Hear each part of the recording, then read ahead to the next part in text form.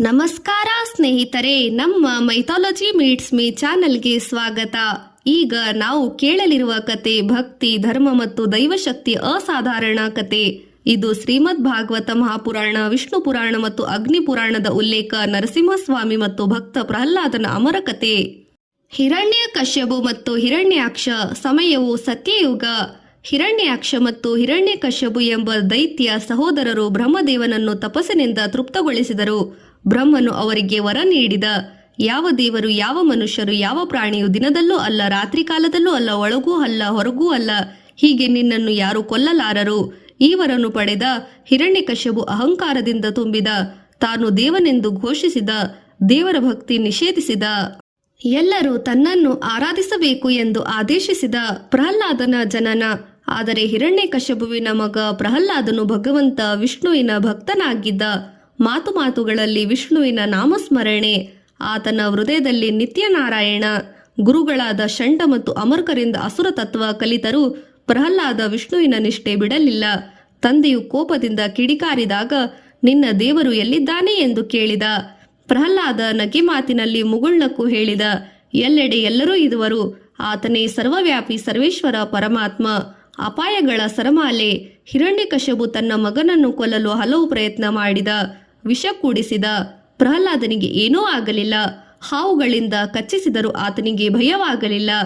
ಬೆಂಕಿಗೆ ಹಾಕಿದರೂ ದೇವರ ಕೃಪೆಯಿಂದ ಜೀವಂತ ಉಳಿದ. ಹೋಲಿಕಾ ತನ್ನ ಸಹೋದರರಾಗಿದ್ದರೂ ಅವಳಿಗೆ ದಹನವಾಯಿತು. ಇದು ಹೋಲಿಕಾ ಉಗಮದ ಕಥೆಯಾಗಿದೆ. ನರಸಿಂಹ ಅವತಾರ ಅತಿ ಶ್ರೇಷ್ಠ ರೂಪ. ಒಂದು ದಿನ ಹಿರಣ್ಯಕಶ್ಯಪು ಕೋಪದಿಂದ ಕೇಳಿದ, ನಿನ್ನ ದೇವರು ಎಲ್ಲಿದ್ದಾನೆ? ಅಂದ್ರೆ ಇವತ್ತು ಈ ಸ್ತಂಭದಲ್ಲೂ ಇದ್ದಾನೆಯೇ? ಪ್ರಹ್ಲಾದ ಮುಗುಳ್ನಕ್ಕು ಹೇಳಿದ, ಹೌದು ತಂದೆ, ಎಲ್ಲೆಡೆ ಇದ್ದಾನೆ. ಅಂತೆ ಹಿರಣ್ಯಕಶ್ಯಪು ಸ್ತಂಭವನ್ನು ಹೊಡೆದ ಕ್ಷಣದಲ್ಲಿ ಭೂಮಿ ಕಂಪಿಸಿತು. ಸ್ತಂಭದಿಂದ ಅರ್ಧ ಮಾನವ ಅರ್ಧ ಸಿಂಹ ರೂಪದಲ್ಲಿ ನರಸಿಂಹಸ್ವಾಮಿ ಪ್ರತ್ಯಕ್ಷನಾದ. ಅರ್ಧ ಮಾನವ ಅರ್ಧ ಪ್ರಾಣಿ. ಬ್ರಹ್ಮನ ವರವನ್ನು ಉಲ್ಲಂಘಿಸದೆ ಸಂಜೆ ಸಮಯದಲ್ಲಿ ದಿನವೂ ಅಲ್ಲ, ರಾತ್ರಿ ಕೂಡ ಅಲ್ಲ, ಒಳಗೂ ಅಲ್ಲ, ಹೊರಗೂ ಅಲ್ಲ, ಬಾಗಿಲಿನ ಅಂಚಿನಲ್ಲಿ ಕೈಗಳಲ್ಲಿ ಶತ್ರುವನ್ನು ಎತ್ತಿ ನರಸಿಂಹನು ತನ್ನ ಉಗುರುಗಳಿಂದ ತನ್ನ ತೊಡೆಯಲ್ಲಿರಿಸಿ ದೈತ್ಯನ ಹೃದಯವನ್ನು ಛಿದ್ರಿಸಿ, ಹೀಗೆ ಧರ್ಮದ ವಿಜಯವಾಯಿತು, ಭಕ್ತಿ ವಿಜಯ. ನರಸಿಂಹ ಕೋಪವನ್ನು ಶಾಂತಗೊಳಿಸಲು ಪ್ರಹ್ಲಾದನೇ ಪ್ರಾರ್ಥಿಸಿದ. ಅವನ ಶಾಂತ ಭಕ್ತಿ ದೈವರನ್ನು ಸಹ ಶಮನಗೊಳಿಸಿತು. ವಿಷ್ಣು ಪ್ರಹ್ಲಾದನಿಗೆ ಆಶೀರ್ವಾದ ನೀಡಿದರು. ನೀನು ನನ್ನ ನಿಷ್ಠಾವಂತ ಭಕ್ತ. ನಿನ್ನ ವಂಶದಲ್ಲಿ ಸದಾ ಧರ್ಮ ಉಳಿಯಲಿ.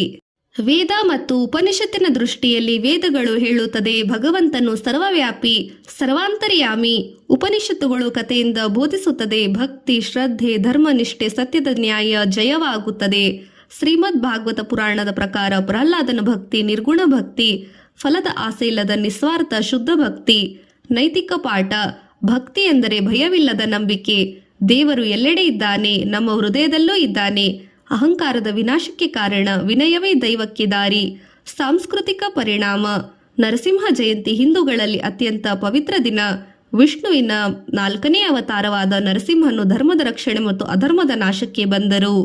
ಈ ಕಥೆಯು ಭಕ್ತಿಯ ಪರಾಕಾಷ್ಠೆಯನ್ನು, ಧರ್ಮದ ಜಯವನ್ನು ಪ್ರತಿನಿಧಿಸುತ್ತದೆ. ಇಂದಿಗೂ ದೇವಸ್ಥಾನಗಳಲ್ಲಿ ಉಗ್ರ ನರಸಿಂಹ, ಲಕ್ಷ್ಮೀ ನರಸಿಂಹ, ಯೋಗ ನರಸಿಂಹ ರೂಪಗಳಲ್ಲಿ ಆರಾಧನೆ ನಡೆಯುತ್ತದೆ.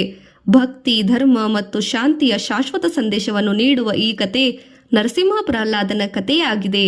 ಇದು ನಮ್ಮ ಭಕ್ತಿಯ ನಿಷ್ಕಲ್ಮಶವಾದರೆ ದೈವ ಸಹಾಯ ಯಾವುದೇ ರೂಪದಲ್ಲಿ ಆದರೂ ಧರ್ಮವನ್ನು ಕಾಪಾಡುತ್ತದೆ.